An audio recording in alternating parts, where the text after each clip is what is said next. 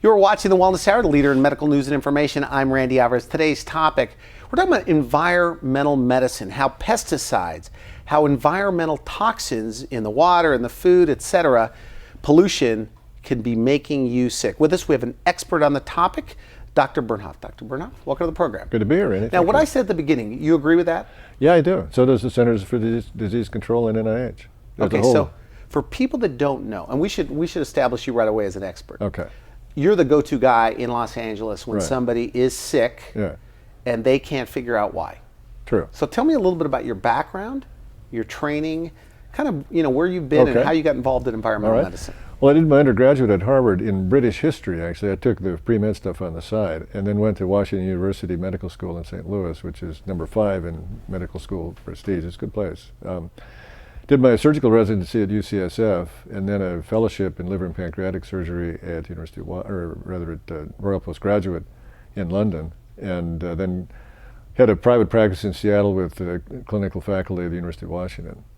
I published 26 peer-reviewed articles so far. Just published one a couple weeks ago, and I was an extremely science-based surgeon. Basically, I got really sick. I started with skin rashes. I became allergic to all these soaps that are approved by the American College of Surgeons. You said you were sick where you wanted to die.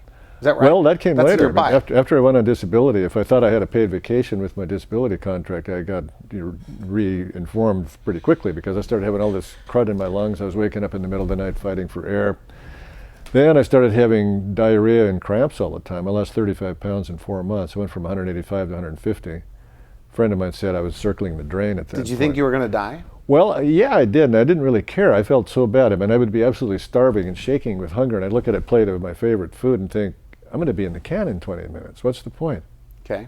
And I couldn't go anywhere. I became allergic to everything, and perfume would give me an instant headache. If I pumped my own gas, I got a headache. If I went to church, I got a headache from perfume and gas. So you were sensitive to these things? Oh, yeah. Okay. I became allergic to practically all pollens and most foods, and I was just... But you turned it all around. That's the fast-forward story. I turned it all around. You feel good today. I know you look at about 5, 10 at least years younger than you are because I know your age. Yeah.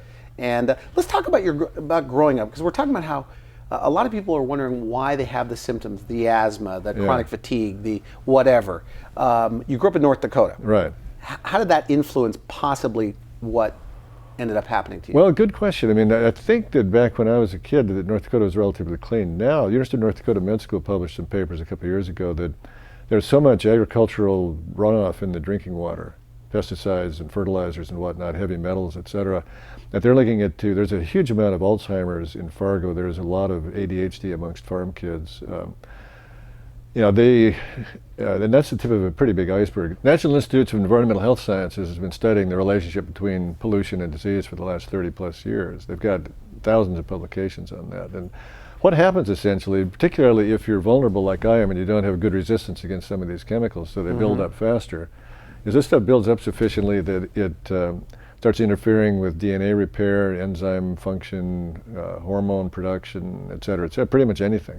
So if a child, so in North Dakota or wherever they have these, I guess, industrial areas or farming communities, and they're all over the place. I'm bringing up North Dakota too because I know a lot of people there actually. And you're saying that, so the kids can grow up today. They're drinking the water. They're around these pesticides. They're inhaling some of these things. And some kids, I guess, are better at detoxifying or getting rid of it, and others are not. Yeah. Is that right? Yeah, absolutely. There's a big increase in asthma because of that. A lot of studies, kids living near freeways are particularly vulnerable within a quarter mile. With a simple answer, though, or is there a way to dummy this down for me to help me understand that if 3 kids are growing up in a house, let's say they're twins, and one gets asthma, one has all of these problems, and the others don't. Why does one get it and the others don't? Well, it's not because there's an asthma gene. The problem is the detox genes. The liver, detox genes. Interesting. The liver is very compartmentalized. So the particular family of genes will produce a particular family of enzymes to clear a particular type of chemical. And there's different compartments for different types of chemicals. So if you're lacking, like I am, one of those compartments, and you get exposed to that stuff, you're in a lot of trouble. It builds up and poisons. That's why one kid could get a vaccine, another kid One gets affected, one doesn't. Absolutely. Is that true? Absolutely. Interesting. We have a big series of autistic kids, about 600 of them, of which we've cured 68 so far. And really? They all have the same genetic defects. They get exposed to heavy metals, not just mercury and shots, but aluminum and arsenic and car exhaust and formaldehyde from the carpet, and all this stuff goes in the tank. It all interacts, it all irritates. So their body just can't get rid of it? Can't get rid of it. It builds up and it affects their gut, their immune system, their brain, pretty much everything. So you've helped or cured 68 kids that had autism. We did that by getting their metals out. But you could probably, if you could get an autistic kid to stay in the sauna and sweat out the formaldehyde and the pesticides, that would like an infrared sauna? That would work, but I mean, you're not going to get an autistic kid to stay in a sauna for 30 minutes. But so in addition to that, what else are you doing? Well, there's a lot of nutritional things you can do to make the liver work better. For example, one of the things I can't clear is car and diesel exhaust. I had a flat about 10 years ago. Car and diesel exhaust? Yeah. Okay. I had a flat midday in Seattle about 10 years ago and waited 45 minutes for AAA and felt hungover for the next 2 days. Last year I had a flat in LA on the 405 or 2 years ago, on 405 about half a mile south of the 10. Waited 45 minutes for AAA and I was fine. Probably 6 times as much traffic, 6 times as much smog, but I've got the backup enzymes working, so I just chewed that smog up and spit it out. Is there any proof of this? I mean, other than you self-diagnosing, I mean, do you know that you have intolerance to X, Y, and Z? Yeah, I mean, the blood tests are available. To show what?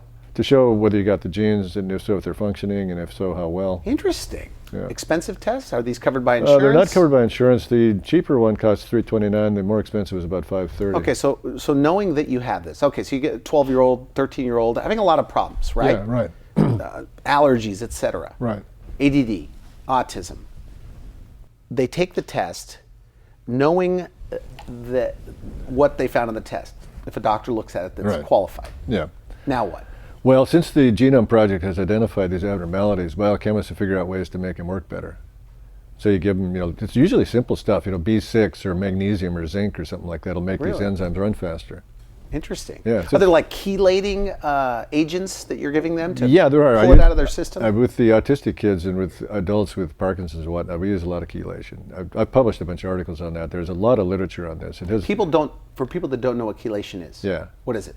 Describe well, you it. take a chelator, the word comes from the Greek word for a claw. So it grabs a heavy metal and goes straight to the kidneys and goes out. So it's a chemically put in the bloodstream, grabs the metal and comes out. And there are several that are available legally, and there's actually lead, for example, the FDA's first choice for lead poisoning is chelation with EDTA. And it works very well for a lot of other stuff as well.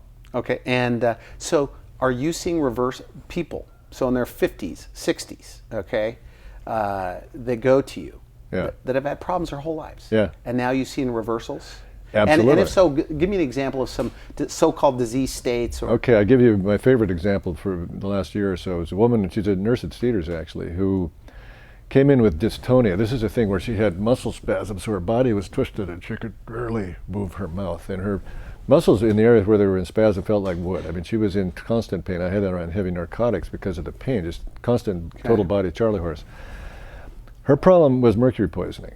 And I did about 6 chelations on her, and she walked into the office. Normally, I looked at her, I said, is that really you? It's interesting. She took 3 weeks off over Christmas and regressed partway, so we had to treat her for another 4 or 5 months after that to get her out of it. Now she's fine. Now she comes back about once a week. How long was she like that? How long was she like that? A couple of years. She was told by her neurologist, the last thing you want to do is chelation. Interesting. But, that was really gratifying. How does a neurologist look at this problem? Well, they don't know. Differently than you do. Well, I've actually done the research. I've written, I've got the only existing review articles covering the whole medical literature on mercury and on lead. Not mercury and cadmium, rather. And cadmium one I just published. Docs don't know about this stuff. It's published in major journals, New England Journal or various environmental journals or whatnot, but they just don't know. And so they're suspicious. Oh, that sounds scary. I don't know what that is. But see, you see this in your, just like certain people. I mean, I know medical doctors that take people off of their insulin injections and their medications. That might be a problem. Okay. but I see them reversing type 2 diabetes. All right. And I may speak to an endocrinologist that says, I don't believe it. But if you never see it, you don't believe it. Same thing with you. The neurologist, they never see these reversals, so they don't believe it. But you see it. I see it. Well, let's talk about type 2 diabetes. Because the traditional way of treating that is to, insulin resistance is the problem. So the pancreas keeps making more and more insulin to try to force sugar into the cells. Okay. And the pills that people take beat on the pancreas to get more insulin out. What I try to do is improve the sensitivity. So you don't need so much insulin. By giving it a break, the pancreas? No, by food? cleaning out the crud that's blocking the process. You've got insulin receptors fill up with heavy metals and pesticides and whatnot. You clean that stuff out, they start being more receptive to the insulin. But you have to combine it with good eating, right? Oh, absolutely. And exercise and things like that. So you do this. Okay, so you clean out these insulin receptors. Right. There's inside the cells. They're on the surface of the cells. The surface of the cells. Right. You say there's things like what, heavy metals? Heavy metals and pesticides and whatnot. And how do you get rid of these? Through chelation and... Heavy metals, chelation. Sweating it out? Yeah, pesticides, saunas, sweating it out, yeah. Saunas can be really dramatic. When I was doing it, I was putting out all kinds of smells and colors. I was beginning to wonder if I wasn't crazy because I thought that's just nuts. I mean, how do you get orange sweat? You know? Really? Yeah, and I spent a week at the Environmental Health Center in Dallas just following Dr. Ray around, and one afternoon I went down to talk to the sauna tech, and I told him about that. He said, oh, that's normal. Go look at the towels. They got 8 saunas, and they've got all these showers and canvas, towel bins and stuff. And sure enough, some of the towels had stains on them. And on the way back, he said, just breathe through your nose and tell me what you think these 2 guys have got. We got up front, and I said, gasoline. He said, no, it's aviation fuel. I said, okay. Sweet stuff. I don't know what that is. He said, that's toluene from a glue factory accident. Both these guys smell like you could light a match and blow them up.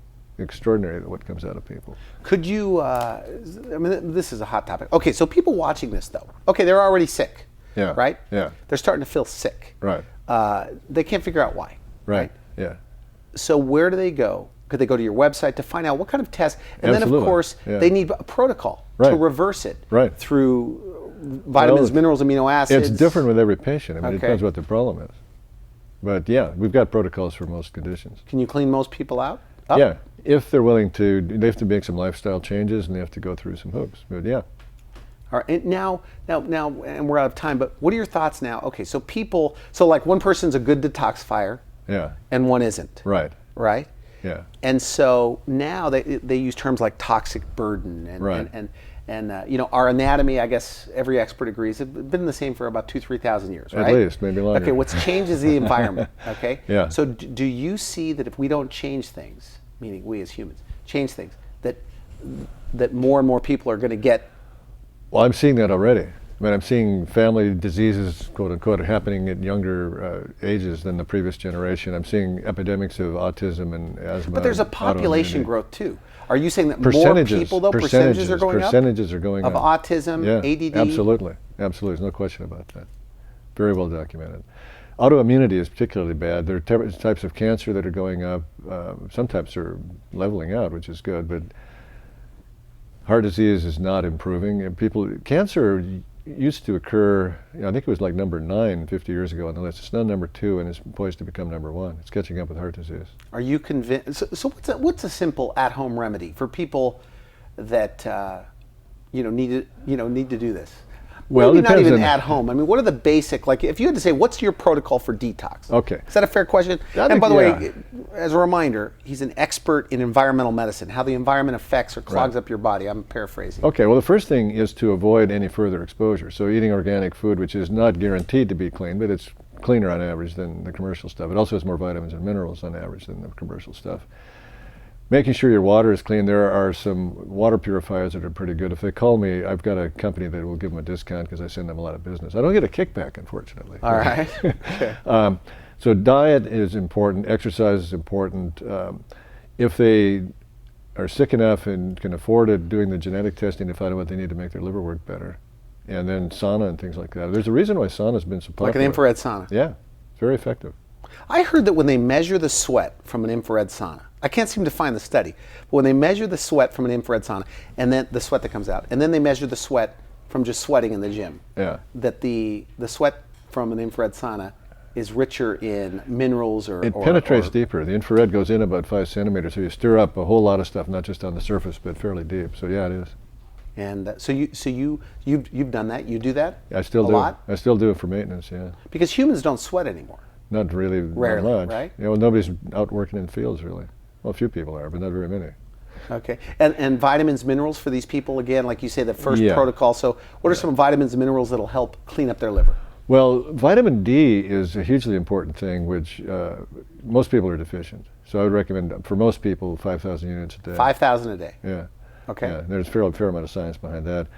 Vitamins and minerals, or vitamins rather, vary quite a bit depending on the person, so that's kind of hard to What are your favorites? I mean, if you had to Well, say... I've got a multivitamin we put together for good quality purposes, you which we sell in our office, which I really like. There are a couple of others. When were you going to tell me about that, by the way? Well, I would put that at the bottom of the screen. Okay. So you have a vitamin mineral formula. Yeah. Okay. Yeah. And you're big on magnesium. Yeah. And what else? Well, there aren't any quick Are there fixes. I mean, chelating agents for some of these heavy metals? Not oral ones are not very effective, and cilantro and chlorella and all that really don't do that much. Okay. You really need to do intravenous if you got a serious Are there problem. dangers with chelation therapy? Yeah, if you don't know taking out too much stuff? Absolutely. If you don't know what you're doing, if you treat it too quickly, if you don't replace beneficial minerals. And this is an injection? Yeah, it goes out intravenously. Like an hour? It could be as long as 3 hours. You can't do it fast. People get into trouble. There's probably 10,000 doctors in the country doing chelation, of which 400 have been properly trained. Okay. And so there's a lot of malpractice out there, which is, in some circles is giving chelation a bad name. But it's like any drug. You give it wrong, you hurt people. Would you say this, by the way, somebody feels good, they're 50, right? Yeah, right. And if they have the money, because I know chelation therapy is not that much money. No. Would you say that it's a good, healthy thing to do before you get symptoms? Probably. According to the federal government studies, 1 woman in 6 of reproductive age has got levels of lead and mercury in her bloodstream that are toxic. That probably is coming from cosmetics, because men don't have it. And the Environmental Working Group actually has clean cosmetics, which people could look up on their own and buy. But that's the tip of a big iceberg, because what's in the blood doesn't really reflect what's in the rest of the body. And so these pesticides, toxins, I always hear, are stored in the fatty tissues. Exactly. So it doesn't. Is there proof of that, by the way? Oh, like absolutely. with autopsies, they know that that's where they're stored? Oh, yeah. Really? Yeah. And so you think like infrared sauna will lead or pull them out? It stirs up they're volatile chemicals. You heat them up, they get in the bloodstream, or they get in the fat and the Isn't sweat. that dangerous though, getting these chemicals, or? Well, you have to prepare the liver to do it really vigorously, because it's like sitting in the middle of a strawberry field when they're spraying. You're getting all this crud from the inside instead of from the outside. So yeah, it can be. So you have to be careful. Okay, so good. Now, how can, this is a hot topic, we're out of time, and by the way, I'm sorry for interrupting so much. That's all right. But I knew I had 10 minutes, we're way over time, but I want to ask you this, how could pesticides or this buildup of toxins, heavy metals in your fatty tissues make you fat? Or make you weight loss resistance, or give you type 2 diabetes? There have been several studies on obesity that it changes the calorie sensor in the brain, so people eat more, which is interesting. What does? What changes the calorie? There's several pesticides that do, and also artificial sweeteners do. They change so you desire more food. Secondly, it changes a lot of the ways that fat is processed. They're up regulating or down regulating various enzymes that are involved in normal metabolism. So it really gums up the works. And if this stuff isn't being used properly, it tends to get stored because it's there. The body's going to do something with it, either use it or store it. And so the answer then but back to let's say the type 2 diabetes, which everybody's getting a little more insulin resistant. 25% of the population are running type 2. Is it an overconsumption of carbohydrate problem? Combination of that and environmental toxins? Combination of too many carbohydrates, too much high fructose corn syrup in particular, not enough exercise, too many toxins. All of the above. So you clean that up? Have you ever seen people that lose weight? Oh yeah. After you unclog? I'm saying unclog. What do you call it? That's as good as any, yeah. So after you clean them out, detox them a little bit. Yeah. Now their metabolism works better? Their metabolism works better, they start losing weight, they have more energy, they feel better. Give me a success story, somebody that lost a lot of weight. Maybe they came to you because they were feeling exhausted, no motivation, ADD, whatever, and the side effect was weight loss and everything else. Most of the ones I can think of also had thyroid problems, so we had to give them some thyroid hormone at the same time. But you make sure they're not hypothyroid, you get their liver working so they're processing and producing energy properly. So they're using it appropriately. They're also producing it so they've got it, so they can do something at 7 o'clock at night aside from fall asleep in their chair. They have the energy to start exercising and so on. I've got a lot of people like that. So with the thyroid, are you using like an Armour or a compounded thyroid? Either one, it depends. Some people are sensitive to porcine or bovine or whatever, so you have to be a little careful. But one of the mistakes that endocrinologists make is forgetting that there's been in the endocrinology literature over the last 10 or 15 years a lot of stuff about converting T4 to T3. And if you have enough crud in your system, that conversion doesn't happen well. So crud in your system. These environmental toxins. Yeah. So you got to measure all of that. TSH, T4, T3, and from there, treat appropriately. Okay, good. I want to thank you for coming to the show. Very interesting. Thank you. People need to go to your website. Yeah. And if you have a friend or a loved one that has unexplained illness, they need to watch this. And I guess to get the rest of the story, they could visit your website, right, and they could fly over to one of your offices. Ohio or Brentwood in Los Angeles, either one. Make them better. Yeah. All right. Thanks Good. again. You've been watching The Wellness Hour, leader in medical news and information. I'm Randy Alvarez. To see this again online, go to wellnesshour.com and you could put in Bernhoft Center. For now, I wish you could help.